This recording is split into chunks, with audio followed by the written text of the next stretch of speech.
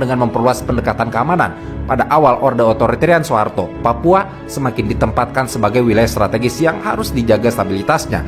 Aktivitas politik yang berkaitan dengan kemerdekaan Papua mulai dipandang sebagai ancaman terhadap integritas nasional. Pengibaran bintang kejora, diskusi politik kemerdekaan, hingga aktivitas organisasi tertentu mulai diawasi secara ketat oleh aparat keamanan. Di tengah situasi tersebut, masyarakat Papua mengalami perubahan besar dalam kehidupan sehari-hari mereka. Sekolah-sekolah mulai menggunakan kurikulum nasional Indonesia. Administrasi pemerintahan semakin terpusat, bahasa Indonesia diperluas penggunaannya. Pendatang dari luar Papua mulai berdatangan dengan jumlah lebih besar, terutama ke wilayah perkotaan dan pusat ekonomi baru.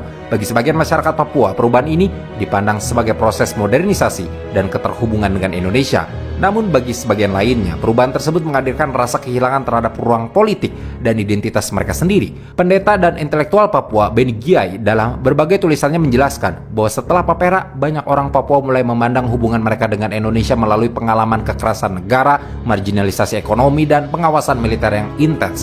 Karena itu konflik Papua setelah 1969 tidak pernah hanya bergerak di medan perang, ia juga hidup di dalam ingatan kolektif, di dalam cerita keluarga tentang orang yang hilang, di dalam ketakutan terhadap aparat bersenjata, dan di dalam keyakinan sebagian masyarakat Papua bahwa arah sejarah mereka ditentukan tanpa keterlibatan penuh masyarakat Papua.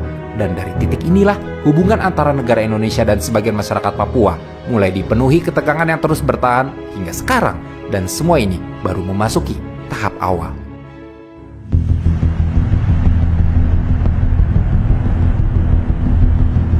Memasuki dekade 1970-an, situasi di Papua pun semakin berubah. Konflik tidak lagi hanya berkaitan dengan perdebatan politik mengenai status Papua di masa lalu, tetapi mulai berkembang menjadi pertarungan berkepanjangan antara negara dan kelompok-kelompok perlawanan Papua.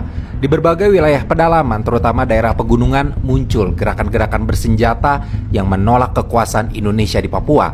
Gerakan ini tidak lahir sebagai organisasi tunggal yang langsung terpusat, melainkan berkembang dari jaringan lokal, kelompok adat, mantan elit politik Papua, hingga komunitas yang merasa mengalami tekanan setelah perubahan politik akhir tahun 1960-an.